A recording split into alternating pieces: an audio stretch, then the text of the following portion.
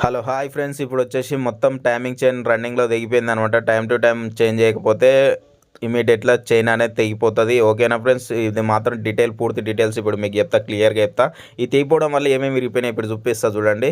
ఇది వచ్చేసి ర్యాకర్స్ అనమాట. ర్యాకర్స్ బుల్లెట్లు ముక్కలు ముక్కలు చూర చూర అయిపోయింది అనమాట. ఇది వచ్చేసి క్యామ్ అనమాట. ఈ క్యామ్ కూడా మొత్తం ట్యాబ్లెట్ కవర్ మీద వస్తుంది, మొత్తం విరిగిపోయింది. ఇది వచ్చేసి ఇది చైన్ అనేది మీకు ఇప్పటిదాకా చూపించాను అనమాట. ఇది ఇప్పినాక ఇంతకుముందుకు ఇప్పక ముందుకు డైరెక్ట్ చూపించాను అనమాట.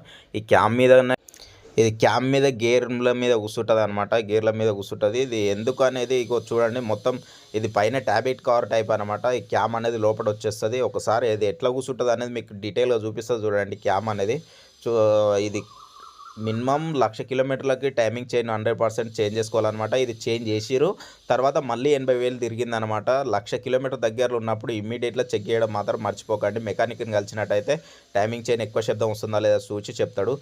ఒకవేళ మీరు చేంజ్ చేయకపోతే ఇట్లా క్యామ్ ఇరిగిపోతుంది, మొత్తం చైను ర్యాకర్స్.